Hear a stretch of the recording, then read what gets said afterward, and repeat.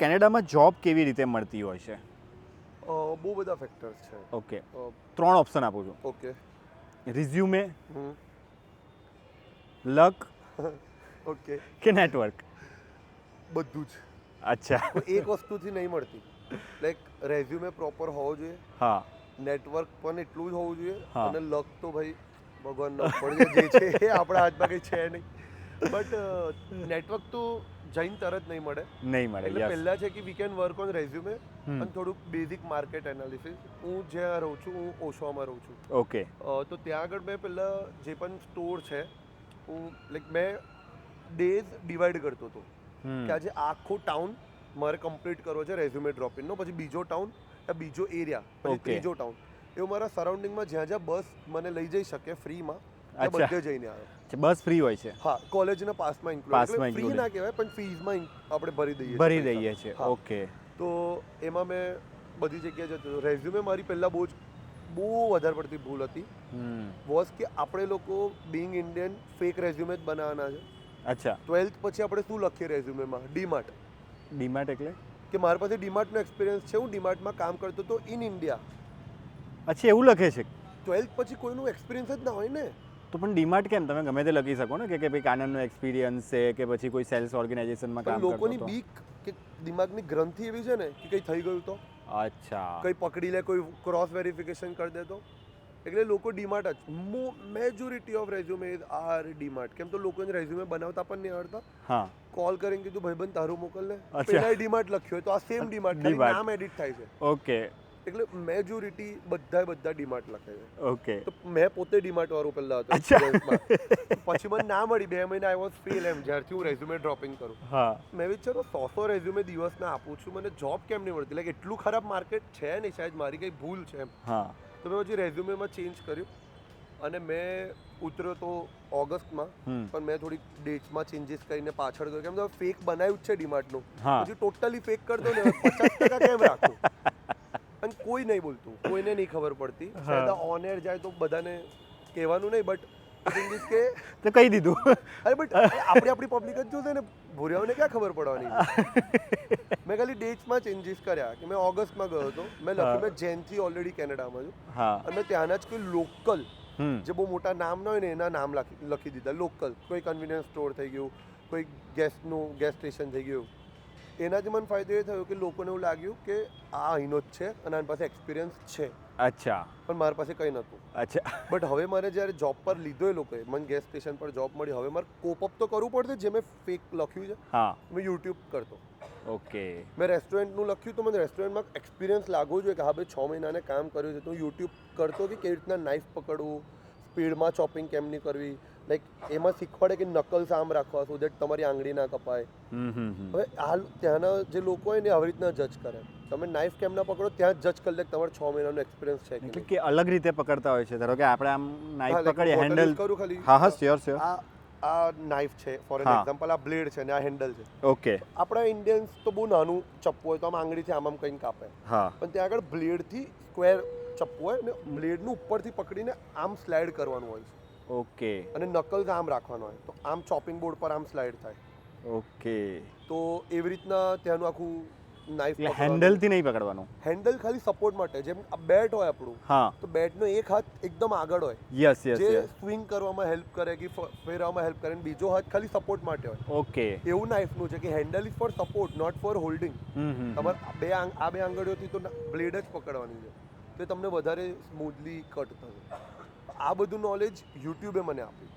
Okay. કેમ તો મને પપ્પા એક જ વસ્તુ કીધેલી, ત્યાં તારો એક જ બેસ્ટ ફ્રેન્ડ છે ગૂગલ. ઓકે. કોઈ બીજું છે નહીં.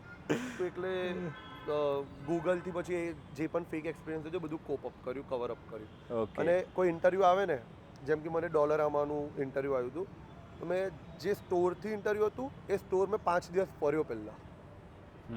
એમને ખબર ના પડે એ રીતના માસ્ક પહેરીને. ત્યાં તો માસ્ક કોઈ પણ કોમન છે. સો દેટ મને ખબર પડે કે ઇન્ટરવ્યૂમાં હું ભગવાઉં નહીં. મને ફેમિલિયરિટી ફીલ થાય કે આ સ્ટોરમાં તો ઓલરેડી કામ કરું જ છું. અને ઓલ્સો થોડું બહુ મેનિફેસ્ટેશન, તો શાયદ લક આવી જાય. તો એવી રીતના જોબ્સ મળે છે. અને ટાઈમિંગ્સ બહુ ઇમ્પોર્ટન્ટ છે. ટોટલ કેટલી જોબ કરી? મને 1.3 થયા, 1 year 0.3 months ઉપર, હા અને ઓલમોસ્ટ 8 થી 9 જોબ કરીને ઓકે એક વર્ષની અંદર. અને ખબર નહીં લોકો કેમ એવું કહે છે કે માર્કેટ ખરાબ છે. ઓકે. હાઈએસ્ટ પે કેટલો હતો? $21 એમેઝોનનો. એમેઝોનનો અને એમાં $21. નાઇટ શિફ્ટ કરું તો $22. વાવ. અને if એમેઝોન કાઢી દઉં ખાલી રેસ્ટોરન્ટ કે એવું કંઈ ગણું તો 19. ઓકે. એ મેં મિનિમમ પે પર નહીં કામ કર્યું.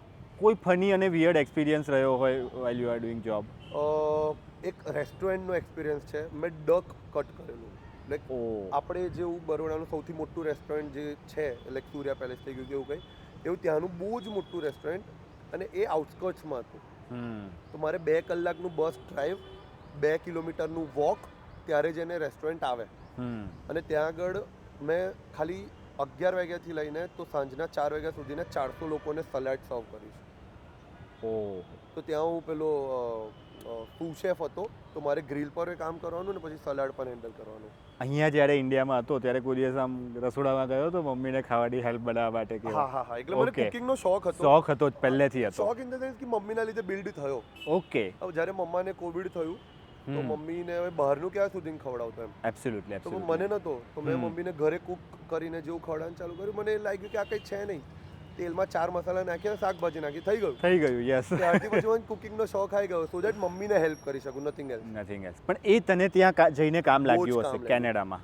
કુકિંગ આવડવું જોઈએ. એક્ઝેક્ટલી. ત્યાં પણ ઊંધું છે, ત્યાં છોકરીઓને કુકિંગ નહીં આવડતી. અચ્છા. છોકરાઓને વધારે સારી આવડે છે. કેવી રીતે? લાઈક અમે લોકો રોટલીઓને બધું બનાવીએ છીએ, હા. અને ત્યાં એવી બહુ બધી છોકરીઓ છે જેને કચરા પોતું પણ નથી આવડતું. લાઈક નોટ પર્ટિક્યુલરલી એવું ગર્લ્સ, યા, હા. બહુ લોકો એવા છે જેમને નહીં આવડતું, ઊંધું થાય છે ત્યાં. અચ્છા. પણ છોકરાઓ એક્સપર્ટ છે. મેં ઢોકળા, હાંડવો પ્યોર ગુજરાતી બનાવી શકું છું. મેક્સિકન પણ ટોટલી રેસ્ટોરન્ટમાં શીખી લીધું છે, એટલે એ પણ આવી જાય છે હવે બનાવવાનું. ડન. અચ્છા, ક્યારે એવું થયું છે કે આમ ખાવાનું બનાવતા હોય ને આમ ફાયર એલાર્મ વાગી ગયો?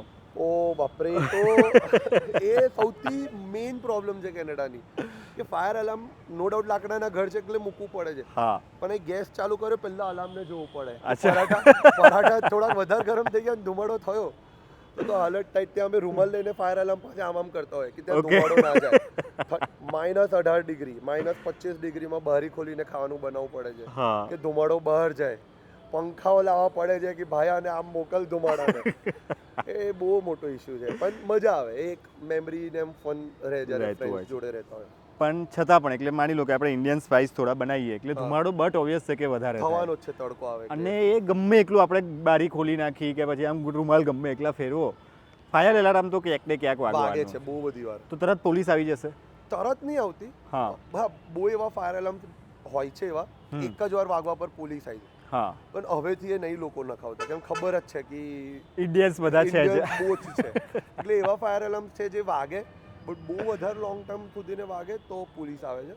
તો હવે લાઈક 5 મિનિટ સુધીને કંઈ વાંધો નહીં આવતો, એટલામાં તો ધુમાડો ઓછો થઈ જાય છે. ઓકે, એટલે 5 મિનિટ સુધી ત્યાંના લોકો ટેવાઈ ગયા છે કે ભાઈ આ કોઈ ઇન્ડિયન્સ હશે ને પેલું આમ કંઈક બનાવતા હશે. પણ આજુબાજુ વાળા કમ્પ્લેન કરી દે ઇફ તો પોલીસ આવી જાય. ઓકે.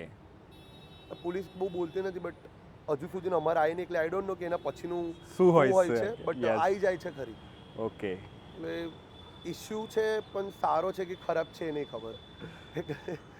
શું સૌથી વધારે અઘરું એઝ એ સ્ટુડન્ટ લાઈફમાં તને શું લાગે છે કેનેડા જઈને? તને એવું લાગ્યું કે યાર આ છે ને બહુ અઘરું થઈ ગયું મારી માટે? Time management. ઓકે. ક્યારે ઇન્ડિયામાં કર્યો જ નહીં ને. અચ્છા. એટલે આપણે તો બિંદાસ હતા ને ઇન્ડિયામાં કે હવે જોઈ લેશે પપ્પા બધું, હવે આપણે ક્યાં પૈસાની ચિંતા. બટ ત્યાં જઈને ટાઈમ મેનેજમેન્ટ, લાઈક કુકિંગ કર્યું, જોબ કરી, ખાવાનું બનાવ્યું. કેમ તો બોલવામાં બહુ ઇઝી છે કે જોબ કરે છે અને ભણે છે, પણ હાઉસ હોલ્ડ તો ભૂલી જ ગયા. એક્ઝેક્ટલી. ગ્રોસરી છે, યુટિલિટીઝનું બિલ ભરવાનું છે, કે લોન્ડ્રી છે, વાસણ ધોવા, ખાવાનું બનાવવું, આ બધું બહુ જ ટાઈમ કન્ઝ્યુમિંગ છે. એ નહીં યુઝ્યુઅલી થતું, પણ હવે ધીરે ધીરે over the period of time આવી જાય છે. એમ ટાઈમ મેનેજમેન્ટ જ છે જે મારા માટે સૌથી મહત્વનું છે. ક્યારે એવું થયું છે કે આમ ગ્રોસરી શોપમાં ગયા હોય અને કોઈ એવી વસ્તુ લઈને આવતા રહ્યા હોય કે ભાઈ પાછળથી ખબર પડે કે યાર આ તો કોઈ કામની જ નહોતી? બહુ બધી. અચ્છા. લાઈક ઇન્ડિયન ગ્રોસરી સ્ટોર્સમાં જાઓ ને તો એવું લાગે કે હો કંઈક બધું જ લઈ લો. હા. ઘરે આવીને ખબર પડે આ નહીં ખાવું. લાઈક મારા જોડે સોયા ચંક્સનું એવું થાય કે સોયા ચંક્સ અધડક લઈ લીધા, અરે ડાયટ, પછીથી નહીં ખવાતા. લાઈક એવા પાસ્તામાં પણ થાય છે હા કે ત્યાં પાસ્તાનો રેડીમેડ સોસ મળે. મેં લઈને આવી તો ગયો હા પણ એટલો ગંદો ટેસ્ટ કેવો થયો કે જાતે સોસ બનાવી દો. મને ત્યાંના ભૂરિયાઓનું નહીં ખાવું. અચ્છા ઇન્ડિયન ફૂડ ત્યાં મળતું હોય છે? હા હા, બહુ વધારે. ઓકે. એ નોટ બહુ વધારે બટ યા સારું એવું મળી જાય છે.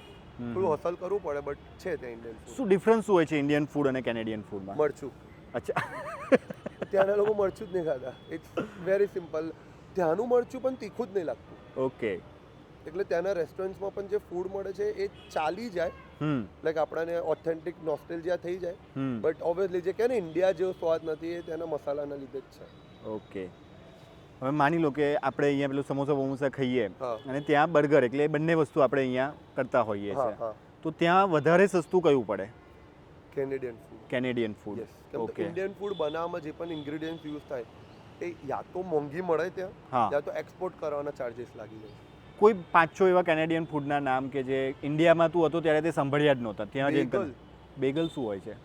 એટલે ત્યાં ટીમ હોટલ સૌથી ફેમસ છે હા. Four coffee. એ લોકો બેગલ આપે. હા દેશી ભાષામાં કહું ને તો મેંદુવડા જે હોય ને સેમ એવું છે, કાણું જ હોય ઉપર હા પણ નીચે જે હોય ને એમાં કાણું ના હોય. લાઈક હા. આઈ ડોન્ટ નો, એ કેનેડિયન મેંદુવડા કહી શકાય. અચ્છા કેનેડિયન મેંદુવડા. બટ એ something it's a bun, nothing else. It's just a bun. But okay. એની અંદર એ લોકો હેમ એન્ડ ચીઝ ને બહુ બધું અલગ અલગ જાતના સોસીસ નાખે એમના પ્રેફરન્સ પ્રમાણે. હા ત્યાં તો પછી એ સાદો બન ચામાં બોળીને ખાય. I mean કોફીમાં કોફીમાં બોળી. મસ્કા બન સોર્ટ ઓફ. ત્યાં લોકો ચા વધારે પીએ કે કોફી? કોફી. બટ હવે લાઈક ટીમ હોટલ્સનો સૌથી મોટો સેલ છે કોફીમાં. કોફીમાં. અને મેકડોનલ્ડ્સ. હવે મોંઘું શું છે, ચા કે કોફી? સ્ટારબક્સ કોફીમાં, okay. Like brand wise. Brand wise. But obviously ચા ઓકે, કારણ કે બહુ ઓછા લોકો બહુ ઓછા કન્ઝ્યુમ લોકો લે કરે છે છે. એટલે એનું માર્કેટ ઓછું છે તો એની પ્રાઇસ ઓછી નહીં રાખતા. ચા ત્યાં ઇઝીલી મળે પણ નહીં. ઓકે. લાઈક સ્ટોર પર ઇઝીલી મળે બટ મોંઘી ને. અગેન ચા બાય કરવા જાવ તો મોંઘી મળે, પછી એને બનાવે એટલે દુકાનવાળો પણ મોંઘી વેચે. ઓકે. હવે એક તો આ બેગલ થયું, એના સિવાય બીજા કોઈ? ક્રોસોન. ક્રોસોન શું હોય છે? પફ હા. વિધાઉટ બટાકાનો માવો. કેવું લાગે તો? સારું લાગે. અચ્છા. એટલે ખારી ખાઈએ ને આપણે, ખારીનું ખારી, મોટું હા, version. ખારીનું મોટું વર્ઝન. પણ યસ. ખારી થોડુંક ક્રન્ચી. હા. આ ક્રન્ચી ના હોય, આ ફ્લફી ને લેયર વાળું હોય. ઓકે. એટલે આ એકદમ સોફ્ટ ને એવું લાગે. તો ચોકલેટ ક્રોસોન છે કે પછી સિમ્પલ ચીઝ છે કે બટર છે એવું. બીજું ટીમ્બિટ્સ. અચ્છા. ટીમ્બિટ્સ એટલે એ લોકોએ ગુલાબજામુનનું અલગ વર્ઝન કાઢ્યું છે. Okay. આપણે ગુલાબજામુન ચાસણીમાં ડૂબોડીએ છીએ, એ લોકોના જે છે ટીમ્બિટ્સ હા. એ ગળ્યા આવે ઓકે. પહેલેથી. બસ આ જ છે, બીજું કંઈ નથી. એ બોલ જે આવે ને ટીમ્બિટ્સ, ગોલ બોલ જેવું હોય, ઓલરેડી ગળ્યા જ છે. એટલે હવે એને ચાસણીમાં નહીં ડૂબોડવાની એમ. કોઈ એવું ફૂડ કે આમ એવું કહે કે કેનેડાનું બહુ છે કે યુ પ્રિટેન્ડ ટુ બી અ લવ, કે યાર બહુ મસ્ત છે પણ તને બિલકુલ ના ગમતું યાર, આખો ભંગારો આપણી વસ્તુ? તેને કોફી. કોફી? હા હા. અચ્છા. મન નહીં ભાવતી. અચ્છા. લાઈક આપણે અહીં જે દેશી કોફી હોય એ, આ તો આપણે બરોડા નહીં કે કોઈ પણ જગ્યા કેફેમાં જે મળે ને હા. એ શાયદ થોડીક વધારે સારી હોય. ત્યાં મને થોડીક પાણીવાળી કોફી લાગે. અચ્છા. મશીનમાં બને છે ને. હા હા. પણ ત્યાં ઓથેન્ટિક છે એવા સ્ટોર્સ જ્યાં હોય. પણ મેઇન તો કોફી ને બીજું આઈ પ્રિટેન્ડ ઇન બેગલ. અચ્છા. હું બેગલમાં પ્રિટેન્ડ કરું, મને ભાવે છે પણ નહીં, ઓબ્વિયસલી નહીં મજા આવતી મને ત્યાં. મેપલ સિરપ ટ્રાય કર્યું છે? હા. હનીનું રેપ્લિકેશન છે. અચ્છા. લાઈક ખબર નહીં છે શું એનું use એ લોકો કેમ કરે છે કે એમનો ખાલી જસ્ટ ફ્લેગમાં છે એટલે હા. મેપલ લીફ એટલે છે. બટ નહીં, ઠીક છે. બહુ ત્યાંના લોકો બહુ જ પીતા હોય છે એવું છે કે ત્યાંના લોકો બહુ નહીં કરતા? ના ના, બહુ જ નહીં. હા. બટ ઇટ્સ જસ્ટ એક પેલું હાઇપ થઈ ગયું છે કે એમના ફ્લેગમાં છે ને મેપલ લીફ, હા. એટલે મેપલ સિરપ કેનેડાની સ્પેશિયાલિટી થઈ ગઈ છે. હા. આપણે થોડી ના કે મહાકાળી સેવસણ ફેમસ છે તો આપણે હા. રોજજી સેવસણ થોડી ના ખાઈએ. એક્ઝેક્ટલી. ત્યાં એવું જ છે. એટલે ખાય છે લોકો પણ એટલું બધું નહીં એમનું. હવે મેં નહીં જોયા એટલા, શાયદ ખાતો હોય ઘરે. અચ્છા. બટ છે એવું સારું, એવું જતું રહે. કેવો ટેસ્ટ કેવો હોય છે મેપલ સિરપનો? સ્વીટ અને થોડુંક એમ ટેક્સચરમાં અગેન હની જેવું થોડુંક ચીપચીપું હોય. ચીપચીપું હોય. યસ. અને પેનકેક્સ જોડે ખાતા હોય છે ત્યાંના લોકો. ઓકે. પેનકેકના ઉપર મેપલ સિરપ નાખીને ખાતા હોય છે. અને પેનકેક પેલા ડોરીમોન વાળા, અચ્છા. જે ડોરીમોનમાં જે ખાય છે ને એ જ સેમ એવા, સેમ એવા હોય. ઓકે. અને સિરપ જોડે હોય. નથી. Great great.